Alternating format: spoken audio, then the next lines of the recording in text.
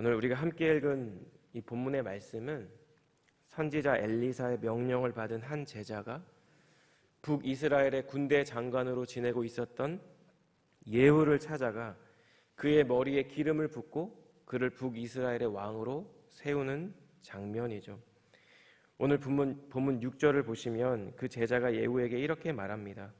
예후가 일어나 집으로 들어가니 청년이 그의 머리에 기름을 부으며 그에게 이르되 이스라엘 하나님 여호와의 말씀이 내가 내게 기름을 부어 여호와의 백성 곧 이스라엘의 왕으로 삼노니. 이 말씀을 보시면 하나님께서는 예후를 이스라엘의 왕으로 삼는다고 말씀하시면서 이스라엘을 이렇게 설명합니다. 여호와의 백성. 하나님에게 있어서 북이스라엘은 여전히 여호와의 백성이었습니다. 당시 북이스라엘은 오므리 왕조 이후로 여전히 바알을 숭배하며 우상 숭배의 죄악 가운데 있었지만 하나님은 여전히 그들을 여호와의 백성이라고 불러주고 있습니다. 그리고 주님은 이제 자신이 자신의 명령을 따라 기름 부음을 받고 또 북이스라엘의 왕으로 세움받을 이 예후를 통해 하나님의 뜻을 이루어 가실 것을 말씀하고 있습니다. 우상 숭배의 죄악에 빠져있는 북이스라엘 가운데에서도 하나님의 뜻과 하나님의 계획이 분명히 존재한다는 것입니다. 오늘 본문의 말씀은 북이스라엘 백성을 여전히 자신의 백성이라고 여겨주시고 또 그 하나님의 백성 가운데 하나님의 뜻을 이루어 가시는 하나님의 모습을 우리에게 전달합니다. 하나님께서 하나님의 뜻을 이루어 가시는 이 과정 가운데 우리는 무엇을 기억하고 또 무엇을 발견할 수 있을까요? 첫째로 여호와 하나님의 말씀은 하나님께 순종하는 사람들을 통해 이루어진다는 것입니다. 본문 1절을 제가 읽겠습니다. 선지자 엘리사가 선지자의 제자 중 하나를 불러 이르되 너는 허리를 동이고 이 기름병을 손에 가지고 길르앗 라못으로 가라. 엘리사 선지자가 자신의 제자 중 한 명에게 이름도 나와 있지 않는 어떤 한 사람에게 허리를 동이고 기름병을 취해서 길르앗 라못으로 가라고 명령합니다. 열왕기하 8장 29절을 보시면 이 길르앗 라못은 어떤 곳이냐면 북이스라엘 왕 요람과 남유다 아하시아 연합군이 아람 왕 하사엘과 맞서 싸운 장소가 바로 길르앗 라못입니다.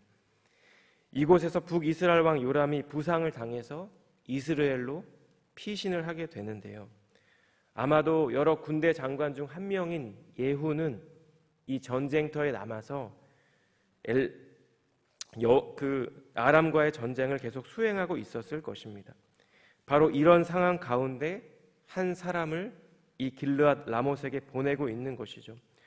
오늘 본문 2절과 3절을 읽어보시면 선지자 생도가 받은 명령은 길르앗 라못에서 전쟁을 수행하고 있을 예후라는 사람을 찾아다가 그 사람을 골방에 불러 은밀하게 그에게 기름을 부어 왕으로 삼으라는 것입니다. 여러분, 이것은 열왕기상 19장에서 엘리야가 하나님께 받은 명령에 근거한 사건일 것입니다. 그런데 여러분, 오늘 이 본문의 말씀을 읽어보시면 아시겠지만 예후에게 기름을 부어서 그를 북이스라엘의 왕으로 삼는 것이 결코 쉬운 일이 아니라는 뉘앙스를 우리에게 전달합니다. 왜일까요? 이것이 반역에 해당하는 일이기 때문입니다. 사무엘상 16장에 이와 유사한 장면이 등장하는데요. 하나님께서 사울 왕을 버리시고 새롭게 왕으로 세울 한 사람에게 사무엘 선지자를 보내는 장면입니다. 사무엘상 16장 1절입니다.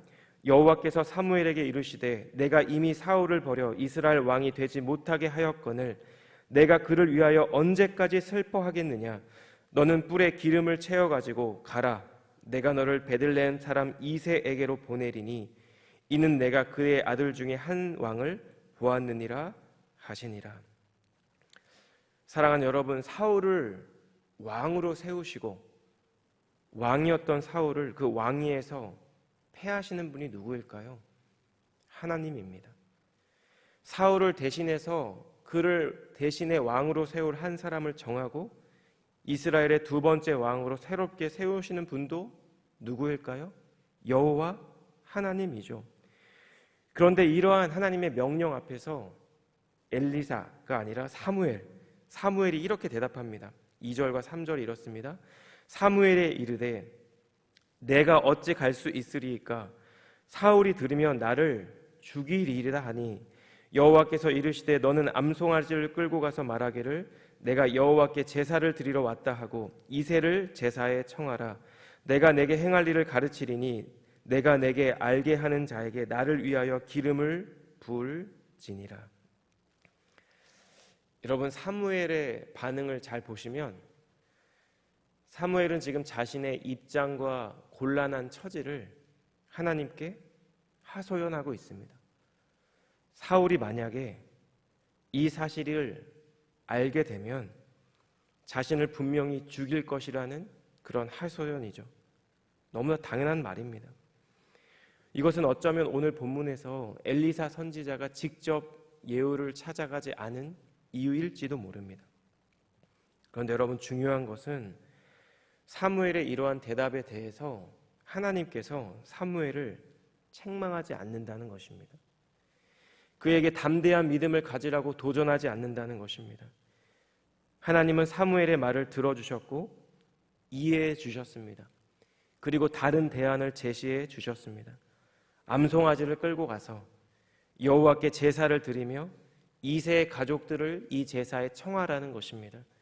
그리고 때를 봐서 이새의 아들 중 한 명에게, 내가 너로 하여금 알게 하는 그 한 명에게 기름을 부으라는 것입니다. 여러분, 오늘 본문의 말씀에서도 예후를 왕으로 세우는 이 과정 가운데 엘리사는 구체적인 명령들을 전달합니다. 기름을 들고 신속히 그에게 가서 예후를 만나면 그를 골방으로 은밀히 데리고 들어가 기름을 붓고 왕으로 세우라는 것입니다. 이 명령을 수행한 후에는 문을 열고 즉시 도망치라는 것입니다. 여러분, 본문 4절 이후의 말씀을 보시면 이 엘리사의 제자가 스승이 명령한 모든 것들을 하나도 빠짐없이 모두 수행했다는 모습을 우리에게 전달합니다.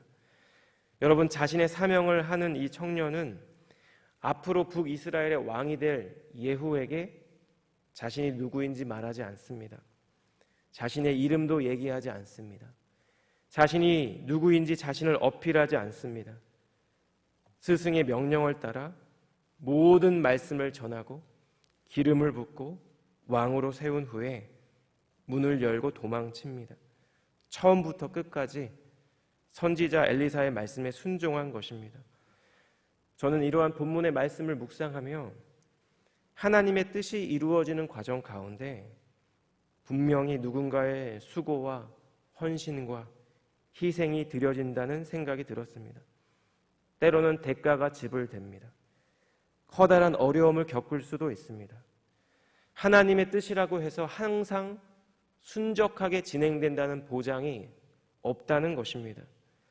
여러분, 사울 왕을 패하고 이새의 아들 중 한 명인 다윗이 이스라엘의 두 번째 왕이 되는 것 분명한 하나님의 뜻이었습니다. 그런데 여러분 아시겠지만 그 과정이 결코 쉽지 않았습니다.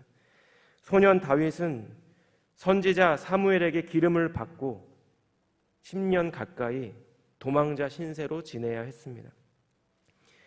오늘 이 본문의 말씀에서도 북이스라엘의 군대 장관 중 한 명인 예후에게 기름을 부어서 그로 하여금 북이스라엘의 왕이 되게 하고 그를 통해 아합 가문을 심판하는 것 분명히 여호와 하나님의 뜻입니다. 그런데 주님은 이러한 주님의 뜻을 이루시는데 하나님의 사람을 사용합니다. 하나님의 뜻에 순종하는 자들을 통해 하나님의 뜻을 이루어 가신다는 것입니다. 여러분, 사명이라는 말씀 앞에서 우리는 어떤 생각이 들까요?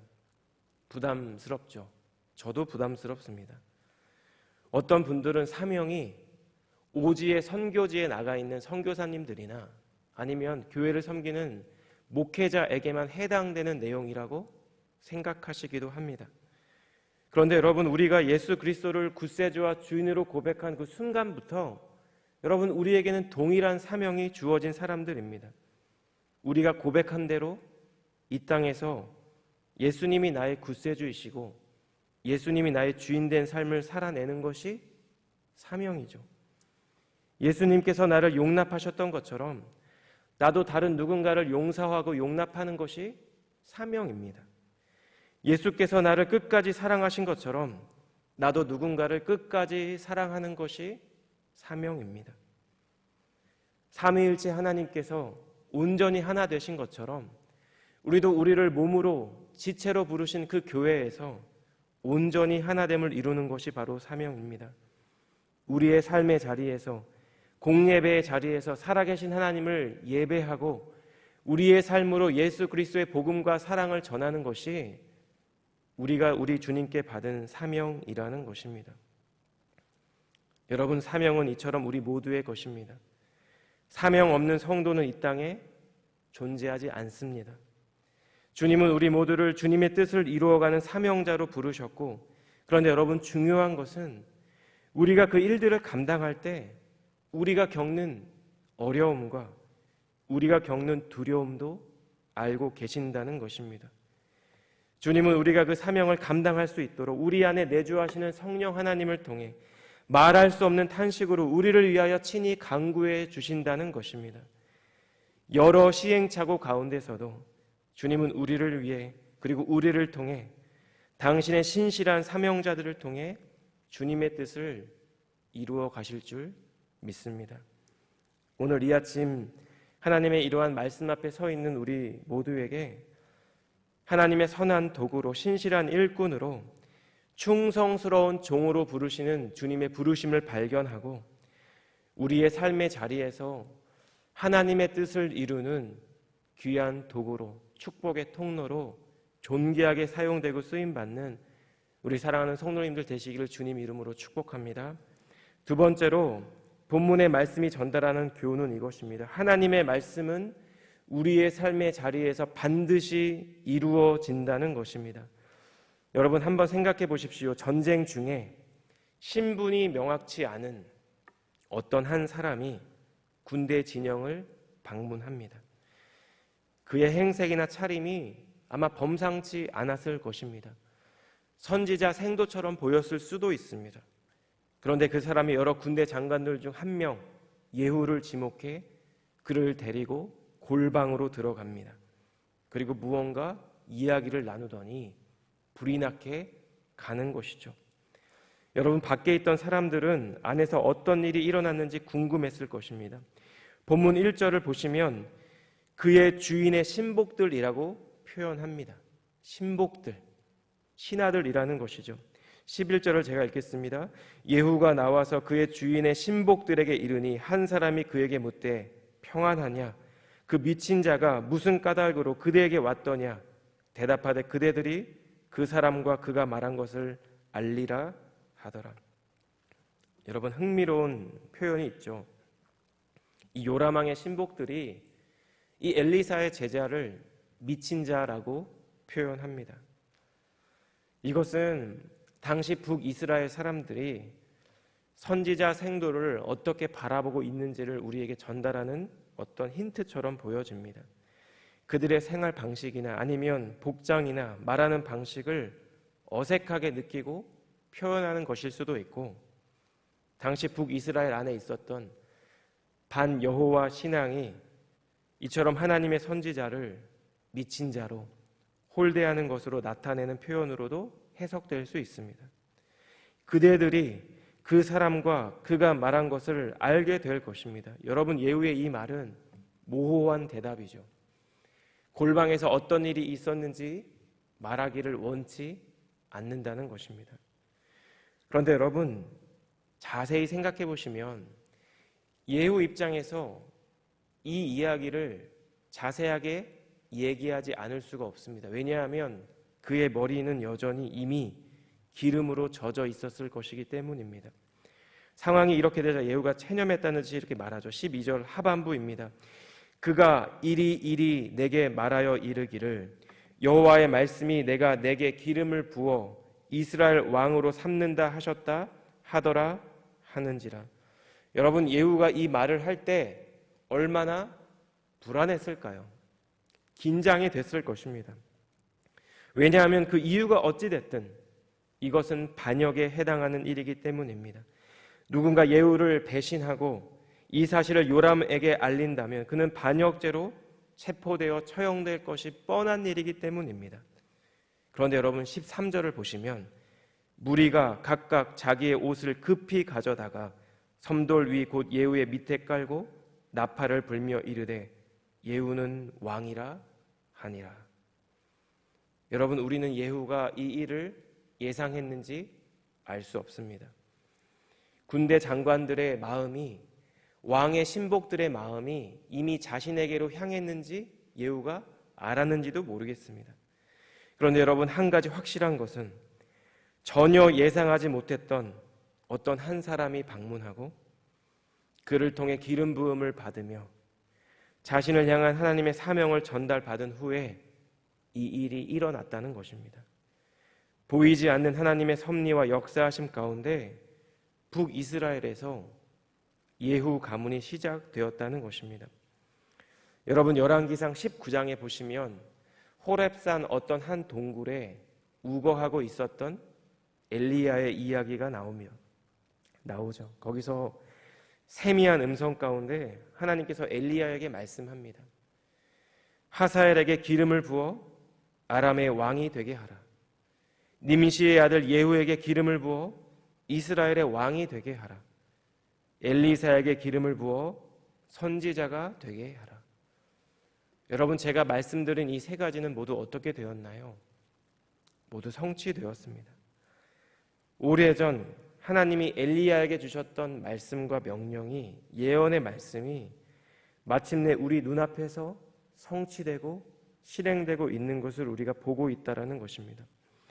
예레미야 33장 2절에서 예레미야 선지자가 기술하고 있는 하나님의 모습이 이렇습니다. 이를 행하시는 여호와, 그것을 만들며 성취하시는 여호와, 그의 이름을 여호와라 하는 이가 이와 같이 이르시도다. 사랑하는 여러분, 오늘 이 본문의 말씀은 하나님이 어떤 분이신지를 우리에게 전달하고 있습니다. 하나님은 어떤 분이실까요? 하나님은 하나님의 뜻을 하나님의 사람들을 통해 반드시 이루어 가시는 신실하신 하나님입니다. 하나님은 이제 예후에게 기름을 부어 왕이 되게 하시고 그를 통해 자신의 백성 북이스라엘 사람들을 우상 숭배 길로 인도했던 아합 가문을 심판하실 것입니다. 북이스라엘 나라 가운데 하나님의 나라와 의를 세워 나가실 것입니다. 그리고 주님은 그 주님의 뜻과 계획을 주님의 말씀에 순종하는 자들을 통해 하나하나 이루어 가실 것입니다.